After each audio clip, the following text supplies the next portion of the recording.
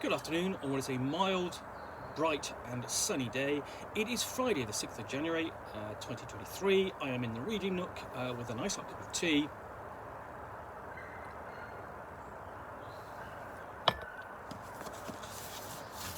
And a parcel to continue unboxing. So, pulling this out, what I have had so far is I have looked at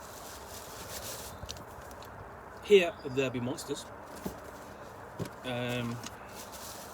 and then Brave Zenith,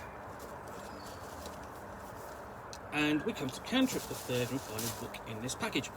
Now, this what all three of these share is that they are Latin American role-playing games. Now, there is a thriving role-playing scene in Latin America, and there is around the world, but because the English-speaking hobby predominates, we don't often get to hear about those other markets. So especially the Latin American ones, primarily for two reasons. First off, because it's too far away and shipping costs, and then the other reason is the language, because all their books are essentially their homegrown books are in Spanish or Portuguese if they're from Brazil. So often their voices, their games don't get heard over here. Now, these are all the products of a Kickstarter that Soul Muppet Publishing ran, and to bring those voices to the English-speaking market. I'm very glad they do, because essentially it's nice to see interesting other designs and thoughts coming from cultures that you are not necessarily familiar with. Anyway, so I've had a look at Brave Zenith, and I've already had a look at Here Be Monsters, but let's have a look at Cantrip. So, Cantrip is a fun and emotional game about young witches and their adventures. When playing it, the familiar witch school tropes will warmly welcome you while guiding you through a much more original fantasy world. It evokes the nostalgia of anime friendships, the enhanced drama of high school movies, the bite of fantasy novels, and the cultural significance of witchcraft. It combines all of this seamlessly and presents a dreamlike canvas over which you create your own take on the witchy world. So, it says nice, bright, colourful, cartoony artwork on the front. Inside, the layout is very clean and white, kind of broken, sort of like almost scrapbook-like in a sense, but it makes it easy to read, and it's nicely accessible.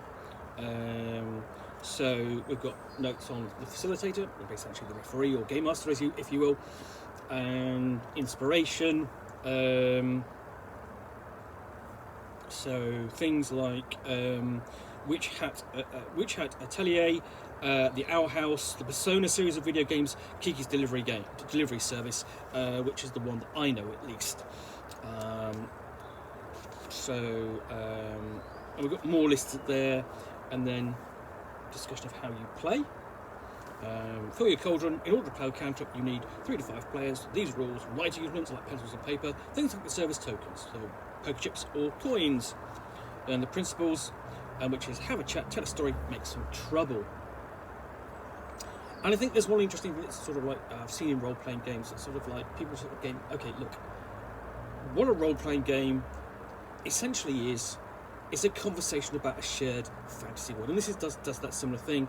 It's about you going back and forth between you and the facilitator or referee, and then you and the other players, and you are all having this discussion about the shared world and experience the shared world through that discussion. So gather your coven, bring your players together, get your characters together, get the witches together. And the idea is that the fiction comes first, the mechanics second, because you're telling a story. And you've got a series of moves, regular moves, strong moves, weak moves. So it's a little bit like Powered by the Apocalypse in that sense. It's not a PBTA game though. But moves are there to inspire you, not limit you. And you pick an aspect, which is an element about your character as well, which you're going to be deriving your moves from, I presume. So one thing is sort of like, okay, at this point, so I don't actually know how to create a witch as such. And this is how you start. You narrate a slice of life, frame a major scene, get a read on the academy. Basically, get a feel for what it's like. Frame a major scene is what's driving the narrative. You know, asking things like, where are you? Describe the sensory experience. Who else is here? So it could be a classroom. It could feel musty, and there could be the tang of alchemical agents ready to put in your cauldron. And then who else is here? Is it the tutor who's going to come in and teach you, you know, potions or something like that?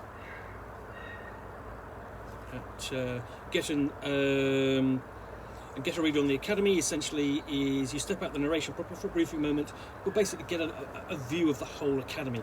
The question is, should you make contact with the ghosts that roam the library? Is the council basically acting in your best interests, or is it up to something else? And so on, the students' council and so on. So that's the sort of questions that it's asking as you go through.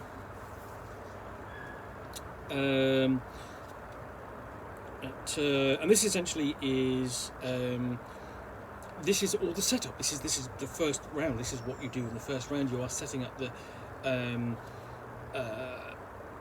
Think of this as sort of like as the pre-scenes before the opening credits or something like that. Then we get on to establishing the setting. And some of that's going to come through having done that active narration and so on. And here we are defining the academy.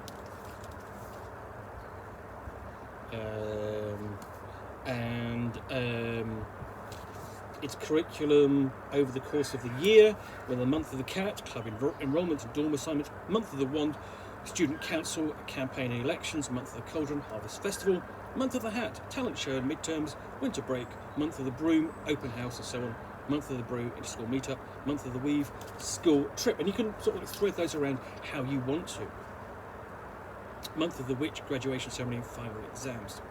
And we've got visual cues which you can play off. 3 things that are in conflict at the academy, and then name the academy. So essentially you've got cues here which as a group you can create. And then we have the playbooks. So we've got the starstruck character. And what you're doing here is, you know, choosing a look, choosing spells, choosing 2 emotions that can block your magic, 2 key relationships, a pet or a magical 2, so on, lures and tips, and then you've got things like weak moves, regular moves, strong moves. And basically, it's going to do this the same again and again for each of the character types. So we've got the starstruck, the hedge witch, the posh witch, again with these really nice illustrations. The breaker,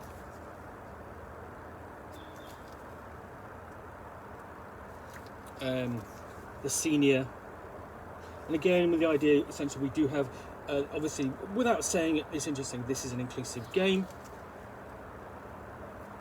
The Sybil,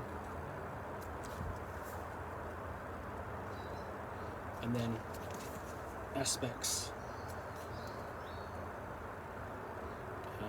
including adult witches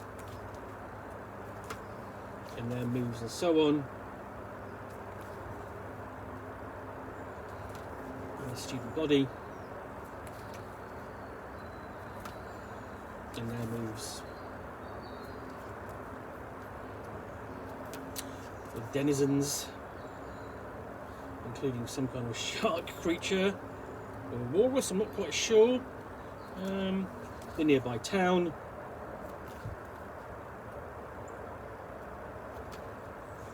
the weave, essentially the essence of the magical world and presuming the nature of reality, that sort of thing, and then the academy itself.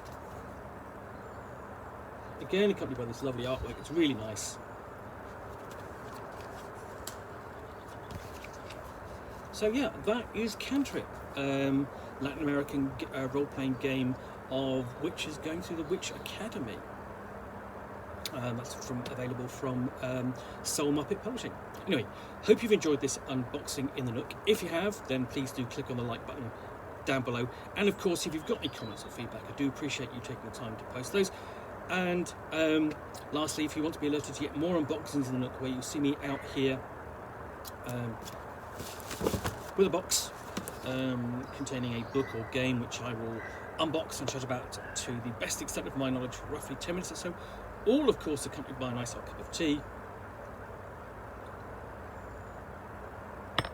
then please do click on the subscribe button down below. In the meantime, thanks again for watching another unboxing in the Nook. Be back again soon with another one. Bye for now.